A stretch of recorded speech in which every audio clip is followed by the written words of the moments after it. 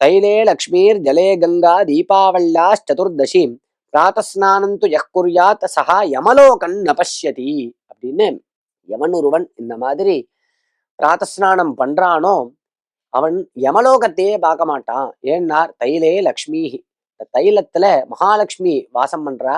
ஜலே கங்கா, கங்காதேவியானவள், கங்கா தீர்த்தமானது எல்லா தீர்த்தங்கள்லயும் ஆவிர்பவிக்கிறது அப்படின்னு சாஸ்திரம் சொல்றது. அதனாலதான் தீபாவளி ஆச்சு அப்படின்னா எப்படி எல்லாரும் விஷ் பண்ணிப்பா, கங்கா ஸ்நானம் ஆச்சா கங்கா ஸ்நானம் ஆச்சா அப்படின்லாம் கேட்பா பெரியோர்கள்.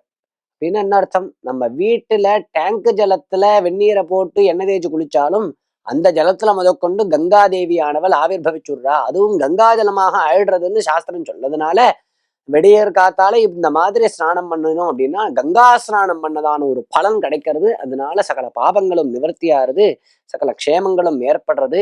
நாயுருவி அந்த கொடியை வச்சுண்டு குளிக்கிறதுக்கு முன்னாடி தலையை சுத்தி அபாமார்க்க மதோதும்பியும் பிரபுன்னாட்ட மதாபராம் பிராமயேத் ஸ்நான மத்தியேது நரகஸ்ய க்ஷயாயவை அப்படின்னு சீதாலோஷ்ட சமாயுக்த சகண்டக தளான்வித ஹர பாபம் அபாமார்க்கம் பிராமியமான புனః அப்படின்னு அந்த நாயுருவி அதை வச்சுண்டு 3 தடவை தலையை சுத்தி தூரம் எரிஞ்சுட்டு குளிக்கணும் அப்படின்னு சாஸ்திரங்கள் சொல்றது. இந்த மாதிரி நாம் ஸ்நானம் பண்ணி புது உடைகளை அணிந்து கொண்டு பகவான கிருஷ்ண பரமாத்மாவை பூஜை பண்ணி அர்ச்சனைகள் பண்ணி துளசியினால அர்ச்சனை பண்ணி நமஸ்காரங்கள் பண்ணி கோவிலுக்கு போய் உறவினர்களோட சந்தோஷமாக இருந்துட்டு பெரியோர்களுக்கு நமஸ்காரம் பண்ணி அப்படி இந்த தீபாவளி பண்டிகையை நல்ல சத்து ஆகாரங்கள் கண்டதை சாப்பிடாம நல்ல ஆகாரங்களை பண்ணி சுவாமிக்கு நிவேதனம் பண்ணிவிட்டு எல்லாரோடைய சேர்ந்து சாப்பிடணும். அதே மாதிரி மத்தாப்பு கொளுத்தனம் அப்படின்னு சாஸ்திரம் சொல்றது.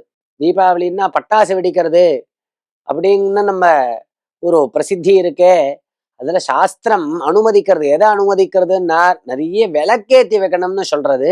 அதே மாதிரி மத்தாப்ப கொளுத்தணும்னு சொல்றது. மத்தாப்ப கொளுத்தி அந்த சாயங்காலத்துல காண்பித்தோம் அப்படின்னா அந்த ஒரு வெளிச்சத்தினால பித்திருக்கள்லாம் சந்தோஷத்தடையறா கரையேறா அப்படின்னு சாஸ்திரம் சொல்றது. அப்படி நாம் தீபாவளியை சந்தோஷமாக கொண்டாடி க்ஷேமத்தை அடையணும்.